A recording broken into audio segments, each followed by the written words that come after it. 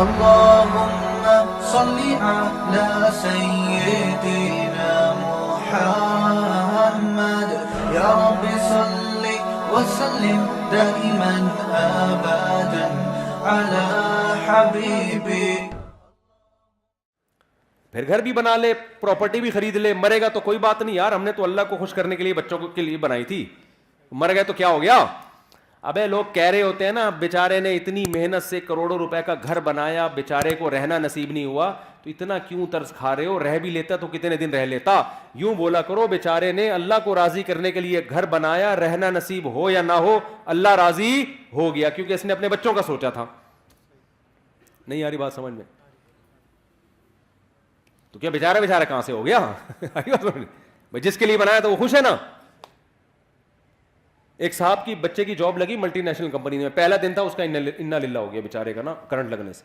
اب ماں رو رہی ہے, ہائے میرا بچہ آج پہلا دن تھا. میں نے کہا بھائی اگر آخرت کے لیے یہ کام کیا ہے نا تو کامیاب ہو گیا, آخرت کے لیے نہیں کیا تو آج نہیں تو کل بہرحال اس نے مرنا تھا. کتنے دن زندہ رہ لیتا ہے انسان. تو مسلمان کیا سوچتا ہے ہر چیز میں. تو ہم تو آپ کو زیادہ, ہم تو کہہ رہے ہیں اپنی صحت بنانا یہ مذہب کا حکم ہے. دیکھو آپ کہتے ہیں نا آخری بات, بار بار آخری کر کے سچی مچی کی آخری, مولوی صاحب کر لوں آخری بات. دیکھو ہم کیا کہتے ہیں, علماء کیا کہتے ہیں, میری کیا اوقات, شریعت کیا کہتی ہے. شریعت کیا کہتی ہے, ویلیو بتاتی ہے صحت کی 2% کی نہیں ہے. جو بیمار ہیں وہ بھی کہاں جائیں گے, جنت میں. ایوب علیہ السلام کی ساری زندگی صحت میں گزری, بیماری میں گزری, بیماری میں گزری. کہاں جائیں گے, جنت میں. ان کے تو مقامات ہی بیماری کی وجہ سے ہوئے. غیر مسلم کہے گا نہیں بیمار آدمی کیا ہے, ناکام. ہم کہتے ہیں ناکام ہے, تو ایوب علیہ السلام تو کامیاب ہی بیماری کی وجہ سے ہوئے ہیں. لیکن کیا اس کا یہ مطلب ہے کہ میں بھی بیمار ہو جاؤں؟ اب کوئی غیر مسلم سنے گا تو کہے گا ان کے ہاں بیماروں کی بڑی ویلیو ہے تو ان کو چاہیے خود سب بیمار ہو جائیں. نا نا نا نا نا, یہ بات سمجھیں. یہ بیماری کس کی طرف سے تھی, اللہ کی. انہوں نے کوشش کی صحت مند ہونے کی. حکم یہ ہے کہ صحت بنانے کی کوشش کرو, مگر صحت سے دل مت لگاؤ. بنانے کی کوشش کے باوجود نہ بنے تو ٹینشن مت لو, اللہ تمہیں بیمار رکھ کے ہی خوش ہوگا, راضی ہوگا. کیوں بیماری میں صبر کرو گے, اللہ ہی چاہتا ہے تمہارے درجات صبر کے ذریعے بلند ہوں. کرنے سارے کامیابی کے راستے کو اختیار کرنا ہے, لیکن راضی اس پہ رہنا ہے جو کون چاہے گا, اللہ. پیسہ کمانے کی کوشش کریں, نہیں آتا ٹینشن نہیں لینی ہے. ریڈی لگائے ٹماٹر کی, بولے اللہ میرے ٹماٹر پہ کیا ہے, خوش ہے, میں اسی میں خوش ہوں. ہمارا مسئلہ سارا یہ ہے کہ ہم زمین پہ باپ بن گئے ہیں. آپ کہتے ہیں میری ارننگ اتنی ہونی چاہیے, میرا بحریہ ٹاؤن میں پلاٹ کیوں نہیں ہے, ہونا چاہیے. میں کرائے کے گھر پہ کیوں رہ رہا ہوں, میرا ذاتی گھر ہونا چاہیے. اللہ کہتے ہیں نہیں چاہیے. ایوب علیہ السلام چاہتے تھے کہ میری صحت اچھی ہو جائے. انہوں نے کہا اللہ مجھے صحت دے دے. اللہ نے کہا ابھی نہیں ملے گی. انہوں نے کہا ٹھیک ہے اسی میں راضی ہوں میں. صحیح ہے نا, جب اللہ اسی میں خوش ہے تو ٹھیک ہے, میں کیا کروں, اسی میں راضی ہوں میں. اللہ نے آپ کا سارا اہل و عیال آپ سے چھین لیا, موت دے دی سب کو. ان کو چاہیے تھے اہل و عیال بچے, اللہ نے کہا نہیں دوں گا. انہوں نے کہا ٹھیک ہے میں اسی پہ خوش ہوں. پھر جب دیکھا اللہ نے ہر طرح سے ایوب علیہ السلام کو آزمایا, آخر میں دیکھا کہ ان کی زبان سے ساری زندگی ناشکری کا ایک جملہ نہیں نکلا. تو بعضوں کو اللہ دنیا میں نعمتیں لوٹا دیتا ہے, بعضوں کو آخرت میں. ایوب علیہ السلام کا چونکہ واقعہ قرآن میں بیان کرنا تھا, اللہ نے دنیا میں, اللہ نے ان کو صحت بھی دی. انہوں نے کہا اللہ تو نے مجھے صحت دی ہے, مجھے میری آل اولاد بھی واپس چاہیے. اللہ نے سب کو زندگی دی, آپ کا پورا خاندان آباد کر دیا. اور اس بیماری کی حالت میں ٹڈیاں گری سونے کی ایوب علیہ السلام کے اوپر, بخاری کی حدیث ہے. جب ایوب علیہ السلام کو صحت ملی نا تو ٹڈیاں سونے کی, حالانکہ دولت ویسے ہی مل چکی تھی ایوب علیہ السلام کو, تو وہ ٹڈیاں جمع کر رہے ہیں سونے کی.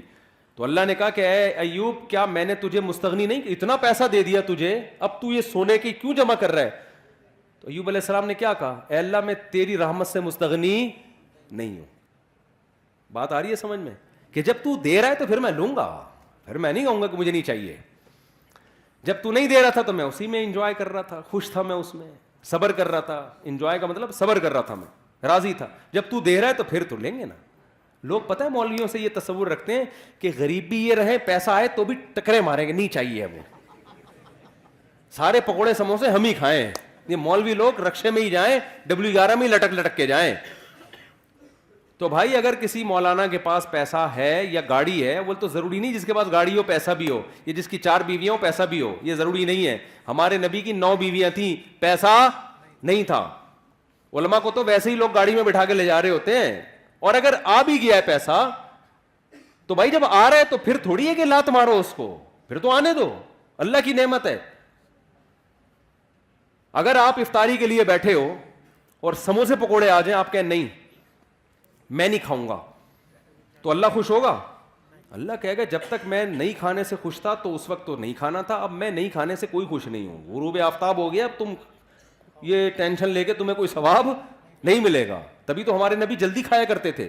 اور عید الفطر والے دن ہمارے نبی عید الفطر کی نماز سے پہلے کھایا کرتے تھے, یہ بتانے کے لیے کہ آج ہمارا روزہ نہیں ہے, آج ہم کھائیں گے صبح, کیونکہ اللہ نے پابندی ہٹا لی ہے تو ہم کھائیں گے اب. تو اس لیے میرے بھائی جب آ رہا ہے تو پھر آنے دو, دل پھر بھی نہ لگاؤ, نہ اس وقت لگاؤ نہ اس وقت, جب آ رہا ہے تو پھر اللہ کی نعمت سمجھ کے. تو ایوب علیہ السلام کو اللہ نے ان کا اہل و عیال بھی دے دیا, اللہ نے ان کو دولت بھی دے دی, اور یہی ان کی آزمائش تھی جس پر اللہ نے ان کا ذکر قرآن میں نعم العبد, کیا خوب بندہ تھا ہمارا. تو اس لیے میرے بھائی صحت کی بھی کوشش کرو. ایک بیماری اللہ کی طرف سے ہوتی ہے, ایک کس کی طرف سے ہوتی ہے؟ آپ کی حرکتوں کی طرف وجہ سے. جو حرکتوں کی وجہ سے آپ کو ترقی نہیں مل رہی نا, اس پہ اللہ راضی نہیں. نہ ہمارے یہاں سائنٹسٹ پیدا ہو رہے ہیں, نہ ہمارے اچھے ڈاکٹر پیدا ہو رہے ہیں, نہ ہمارے اچھے انجینئر پیدا ہو رہے ہیں, اور ہم کہیں مسلمان چونکہ ایکچولی آخرت سے دل لگا بیٹھا ہے نا, ایکچولی اس وجہ سے ہم ترقی نہیں. تو بھائی تم پوستی ہونے کی وجہ سے ترقی نہیں کر رہے ہو, کرپٹ ہونے کی وجہ سے, سست ہونے کی وجہ سے ترقی نہیں کر رہے ہو. اس ترقی کو یہ نہیں کہیں گے کہ دنیا سے دل نہیں لگایا ہوا, یہ دنیا سے دل لگانے کی وجہ سے نہیں ہو رہی, کیونکہ صبح اٹھتا ہے اپنی مرضی سے, دل لگایا ہوا ہے کہ سارے مزے میں ابھی اڑا لوں, گٹکے میں ٹائم گزار رہا ہے, سٹے لگا رہا ہے, گٹروں کے ڈھکنوں پہ رات بھر بیٹھا ہوا ہے, تو صبح یونیورسٹی کہاں جائے گا؟ آئی بات سمجھ میں؟ تو اب ہم نے ترقی غیر مسلموں سے زیادہ کرنی ہے, کیونکہ ہمارے پیچھے مذہب کی موٹیویشن ہے. سلمہ ابن اکوا رضی اللہ عنہ گھوڑے سے تیز دوڑتے تھے. کیوں دوڑتے تھے؟ پیغمبر کی یہ حدیث سنی ہوئی تھی کہ طاقتور مومن اللہ کو زیادہ محبوب ہے کمزور مومن سے. آج جتنا نیک ہوگا نا, اسپیڈ اتنی ہی سلو ہوتی چلی جائے گی اس کی. جب حضرت جی بنے گا پھر تو اٹھائے نہیں, پولیس آئے گی اٹھانے کے لیے, کیونکہ بہت نیک ہیں یہ. وہ تو چلو اللہ کی طرف سے. جوان کیونکہ نیک بہت ہے, پولیس آ رہی ہے, حضرت اٹھے یار خدا کا واسطہ, اٹھا ہی نہیں جا رہا, نیک بہت ہیں, اتنے نیک ہیں کہ چلا ہی نہیں جاتا حضرت سے. یہ نیک کو, یہ تو اللہ کی طرف سے اگر ایسی بیماری ہے پھر تو یقیناً نیک ہے. لیکن حضرت آپ اپنی خوراک پہ غور کریں, آپ کو دھماکے سے پھٹ جانا چاہیے تھا جو آپ کھا رہے ہیں. صبح اتنے پراٹھے, دوپہر پھر یہ, پھر رات کو دیر سے کھا کے حضرت سو جاتے ہیں, پھر صبح اٹھتے ہیں پھر اتفاق سے سو جاتے ہیں. پھر دوپہر اگر کوئی کام ہوا تو کر لیا, نہیں تو پھر سو گئے. اور لیبل یہ لگایا جاتا ہے حضرت کے دل میں دنیا سے بالکل بھی محبت نہیں ہے. یہ جو حضرت فلانے کو ہینڈسم ہونے کا شوق ہے, جاگنگ کرتا ہے, بھاگتا ہے, اصل میں دنیا کی لالچ. تو میرے بھائی وہ مطلب نہیں ہے, صحیح ہے نا. مسلمان کی صحت بھی اچھی ہوتی ہے, خوراک پہ کنٹرول کرتا ہے. کیوں؟ اس کے رب کا حکم ہے کہ یہ زندگی جو پروجیکٹ کے لیے تمہیں بھیجا ہے نا, اس پہ جب کمپنی بلائے گی تو آنا, خود سے بھاگ کے آئے نا. اگر وہ جو میں نے مثال دی تھی نا کمپنی کی, تو پھر پولیس اریسٹ کرے گی. ہمیں تو خودکشی کی اسی وجہ سے اجازت نہیں ہے کہ اللہ میاں نے جس کام کے لیے بھیجا اسی میں لگے رہو, خود سے پہلے قبر میں جانے کی کوشش مت کرو. خودکشی ایک جزوی ہوتی ہے, کلی خودکشی ہے, کھمبے سے لٹک گئے, فوراً مار دیا. اس پہ کتنی شدید وعید ہے. حدیث میں آتا ہے جس نے اپنے آپ کو جس طرح سے قتل کیا, جب تک قیامت قائم نہیں ہوگی نا, برزخ میں اسی طرح مارتا رہے گا. یہ کلی طور پر. اور ایک ہے جزوی, سگریٹیں پھونک کے مار رہا ہے اپنے آپ کو, وزن بڑھتا جا رہا ہے, ڈاکٹر کہہ رہے ہیں تو لڈو کم کر دے ورنہ تو لڈو بن جائے گا تھوڑے دنوں میں. لڈو بن گیا ہے پورا, پھر بھی لڈو پھوڑے جا رہا ہے نا. اور جب اس کو سمجھایا جائے تو کہتا ہے میٹھا کھانا کیا ہے؟ سنت ہے. پھر تیجے کا کھانا, 40ویں کا کھانا, شب برات کا کھانا, 12 ربیع الاول کا کھانا, محرم کے کھانے. ہمارے نبی سے اس قسم کا کوئی کھانا ثابت نہیں ہے. صرف ایک کھانا نبی نے کھلایا, وہ ہے ولیمہ. بس شادی جب بھی کی کھانا کی, اس کے علاوہ کوئی دعوت نہیں ہے. یہ اس لیے رکھی تاکہ اس کو کریں لوگ, آئی بس اپریشیٹ کریں اس کو. ایک کھانا حدیث میں آتا ہے ولیمہ پیغمبروں کی سنت ہے, یہ بتانے کے لیے ہم نے بہت اچھا کام کیا ہے, اس پہ دعوت ہوگی. کیونکہ لوگ اس کو اچھا نہیں سمجھ رہے ہوتے نا, لوگ کہہ رہے ہیں پتہ نہیں کیا بے وقوف آدمی ابھی سے شادی کر آ کے بیٹھ گیا. تو اسلام نے کہا کرو, پہلی شادی میں بھی ولیمہ, دوسری میں بھی, تیسری میں بھی, چوتھی میں بھی, یہ بتانے کے لیے کہ تمہیں تکلیف ہو رہی ہے, مجھے بہت خوشی ہو رہی ہے. ہاں تبھی تو ہے ولیمہ, بہت پہلی دفعہ کوئی ڈھنگ کا کام کیا میں نے. تو اب اس سے 4 شادیاں بھی آ گئیں. دنیا جب دل لگانے کے 4 شادیاں کس کے لیے کرنی ہے؟ اللہ کے لیے, پیغمبروں کی سنت ہے. نسل بڑھانا کس کی سنت ہے؟ پیغمبروں کی. ہم اس لیے کر رہے ہیں. اب اس میں اگر مزہ بھی آ رہا ہے تو آنے دو یار, جب افطاری میں بھی تو مزہ آتا ہے نا. اب آپ افطاری, کوئی غیر مسلم آئے بولے تو یہ سموسے کیوں کھا رہا ہے افطاری میں, آپ بولے اللہ کا حکم ہے. ابے تیرے تو مزہ آ رہا ہے اس لیے کھا رہا ہے تو آپ کیا جواب میں دو گے؟ بھائی جب اللہ کو مجھے یہ دیکھ کے مزہ آ رہا ہے کہ مجھے مزہ آ رہا ہے تو آنے دو نا, اللہ بھی خوش ہے میں بھی خوش ہوں, کیا ہے تجھے کیا تکلیف ہو رہی ہے؟ کیا خیال ہے؟ 1 گھنٹہ پہلے کھاتا تو مزہ تو آتا, لیکن اللہ خوش نہیں ہوتا. تو اللہ کو اس میں مزہ آ رہا ہے, اللہ بھی خوش ہے, اللہ ہی تو کہہ رہا ہے کھاؤ نا, کھاؤ. اللہ تو ہم کھا رہے ہیں, مزہ بھی آ رہا ہے, اللہ بھی خوش ہو رہا ہے. تو اسی طرح شادیوں میں اللہ نے کہا مزہ بھی آئے گا اور اللہ بھی کیا ہوگا؟ خوش ہوگا, کیونکہ اس مزے سے یہ چاہتا ہے اللہ کہ یہ مزہ تم کرو. لیکن اگر گرل فرینڈ رکھی, بد نظری کی, انٹرنیٹ پر فحش فلمیں دیکھی, مزہ تو آئے گا مگر قیامت میں یہ مزہ کرکرا, کیونکہ اللہ کو غصہ بہت آئے گا اس پہ. حلال میں مزہ بھی ہے اور اللہ کی رضا بھی ہے. میں جب دوسری کر رہا تھا نا, لوگ کہہ رہے تھے ابے سنت کا لیبل لگایا ہوا ہے, اصل میں تو مزے اڑانے کا شوق ہے. تو میں نے کہا مزے اڑانے کا شوق تو تمہیں بھی ہونا چاہیے, کیا خیال ہے؟ کس کو نہیں ہے دنیا میں؟ لوگ گٹکے کھا رہے ہیں, چھٹے لگا رہے ہیں مزے کے لیے, تو تم بھی کر لو. میں تو کر اس لیے, میں نے کہا یار جب اللہ کو خوشی ہو رہی ہے کہ اگر مجھے مزہ آ رہا ہے تو اللہ کو خوشی ہو رہی ہے, تو میں کیوں نہیں کروں ایک کام. بھائی ویسے آتا واتا نہیں ہے, یہ دماغ میں رکھ لینا, حقیقت بتا رہا ہوں میں. کیونکہ ابھی کل ایک بندے کا پرچہ, چند دن پہلے ایک بندے کی پرچی آئی کہ میں نے دوسری کی ہے, مجھے بالکل بھی مزہ نہیں آ رہا. کیونکہ اس کا حاصل یہ تھا, کیونکہ میری بیوی دھمکی دے رہی ہے, گھر آئی نا الٹا لٹکا کے ماروں گی تجھے میں, سالے الگ ڈنڈے ونڈے لے کے چل رہے ہیں. لیکن اگر آ بھی جائے تو بھائی اس پہ اللہ کو کوئی غضب نہیں ہے, اللہ اس پہ کیا ہے؟ خوش ہے. کیوں؟ اس پہ بہت ساری برکتیں ہوتی ہیں. آپ ایک عورت کو بچا لیتے ہو برائی سے, آپ خود برائی سے بچتے ہو, آپ کو اولاد ملتی ہے, آبادی بڑھتی ہے, اس سے ملک میں جوانوں کا ریشو کیا ہوگا؟ زیادہ. بوڑھوں کا ریشو جوانوں کے مقابلے میں کم, کھانے والے کم, کمانے والے زیادہ. تبھی تو یورپ چاہتا ہے ایک ایک بچے پہ 20-20 لاکھ روپے انعام دے رہا ہے وہ, پاکستانی اعتبار سے, کہ پیدا کرو. ان کو پتا ہے کہ یار ہمارے پاس سب کچھ ہے, نسل ہی نہیں ہے, لہذا ہم ویسے ہی ختم ہو رہے ہیں, اور ہمارے پاس کچھ بھی نہیں ہے, ایک نسل ہی ہے. اگر یہ بھی ختم کر دی نا تو نہ نسل ہوگی نہ ٹیکنالوجی ہوگی, ایویں ہی ختم ہو جائیں گے ہم. ٹھیک ہے نا؟ تو دونوں چیزیں ساتھ ساتھ چلاؤ, بچوں بھی پیدا کرو, پڑھاؤ بھی, تربیت بھی کرو ان کی. تو خیر اس لیے بھائی شادیاں بھی ہیں اسلام میں, اور اسلام تو جلدی شادی کا حکم دیتا ہے, عورتوں کے گھر بستے ہیں اس سے. تو میں نوجوانوں سے کہتا ہوں نہ فلمیں دیکھو, نہ لڑکیوں سے دوستیاں لگاؤ, کیا کرو بھائی؟ نکاح کرو. اور آخری بات, بالکل واقعی سچی مچی کی آخری بات, اب میں بالکل کائنڈلی بیٹھ جانا, آخری سچی مچی کی آخری. دیکھو یہ تو میں نے آپ کو وہ باتیں بتا دیں جو اسلام میں آپ کو حکم دیا گیا ہے, اور اس میں ہماری دنیا کا بھی فائدہ ہے. کچھ باتیں ایسی ہیں کہ اسلام لیکن یہاں سے شروع نہیں ہوتا کہ ترقی ہی کرنی ہے, یہ بھی ایک حصہ ہے. شروع پتہ ہے کہاں سے ہوتا ہے اسلام؟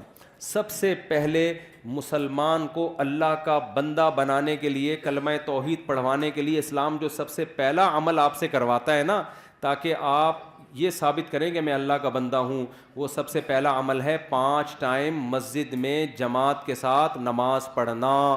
سمجھ میں آ رہی ہے بات؟ 5 ٹائم مسجد میں جماعت کے ساتھ نماز. جو یہ نہیں پڑھتا وہ ترقی کرتے کرتے چاند پہ پہنچ جائے. اللہ کہتا ہے کہ تو نے جو بیسک حکم تھا وہی ادا نہیں کیا, تو اب تیری اس ترقی سے مجھے کوئی واسطہ نہیں ہے. اسلام میں روزے سے زیادہ, زکوٰۃ سے زیادہ, حج سے زیادہ, ہر حکم سے زیادہ کس کی اہمیت ہے؟ نماز کی. واحد حکم ہے جس کے بارے میں بعض ائمہ کی یہ رائے ہے کہ نماز جان کر چھوڑ دینے والا اسلام سے خارج ہو جاتا ہے. تو جتنے لوگ یہاں بیٹھے ہوئے ہیں نا, فجر میں بھی اتنے ہی بولو ہونے چاہیے. شروع تو یہاں سے ہوگا نا, یا ڈائریکٹ سائنسدان بن جاؤ گے؟ بننا تو ویسے بھی نہیں ہے, یہاں سسٹم ہی نہیں ہے. یہاں سائنس جو بنتے ہیں وہ ویسے ہی باہر چلے جاتے ہیں, یہاں رہتے ہی نہیں ہے. تو ابتدا کہاں سے کرنی ہے؟ پہلے یہ تو ثابت کرو اے اللہ ہم تیرے بندے ہیں. تو یہ ثابت کرنے کے لیے صرف سموسے نہیں کھانے افطاری کے ٹائم پہ بیٹھ گئے, یا 4 شادیاں نہیں ہے. سب سے پہلے کیا ہے؟ نماز ہے. سب سے پہلے کیا ہے؟ تو جتنے لوگ یہاں مقامی بیٹھے ہوئے ہیں, ہاتھ اٹھا کے وعدہ کریں کل فجر کی جماعت کتنے بجے یہاں پہ؟ 6:25 پہ. تو 6:15 بجے کم از کم 10 منٹ پہلے آئے نا. جتنے لوگ یہاں بیٹھے ہوئے ہیں ابھی وعدہ کریں کہ سب 6:15 پہ یہاں مسجد میں موجود ہوں گے. جتنے محلے کے لوگ ہیں ہاتھ اٹھا کے وعدہ کریں ابھی. اور اس کی پلاننگ رات کو کر کے سونا ہے. اب آپ کہہ سکتے ہیں جی جزاک اللہ, اب آپ کہہ سکتے ہیں صبح اٹھائے گا کون؟ الارم جو ہے نا ابھی لے لیں جا کے, کوئی تیز الارم والی گھڑی ابھی خریدیں جا کے. کراچی کی سردیوں کی راتیں بہت لمبی راتیں, بھی مارکیٹیں کھلی ہوئی ہوں گی. تیز الارم والی گھڑی رکھیں, سوئیں اور دور الماری کے اوپر رکھ دیں.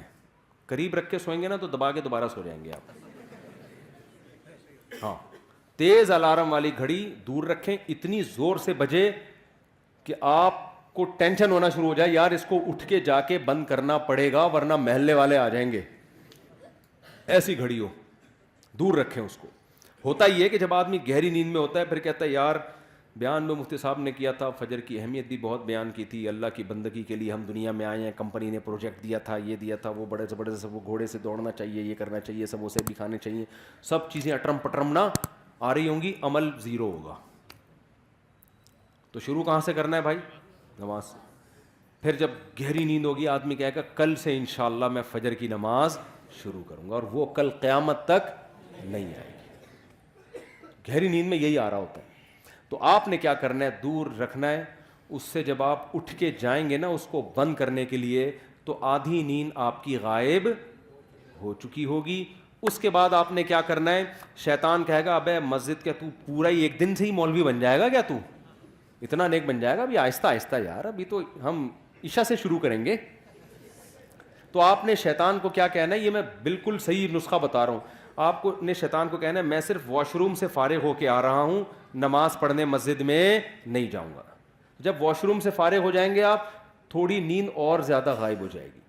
پھر شیطان کہے گا اب سو جا. آپ کہیں گے ٹھہرو, رکو ذرا ٹھہرو رکو ذرا. پھر آپ نے کیا کرنا ہے؟ آپ نے شیطان سے کہنا ہے صرف میں وضو کر لوں پھر میں سو جاؤں گا. یہ حدیث کا مفہوم پیش کر رہا ہوں میں. شیطان 3 گرہیں لگاتا ہے.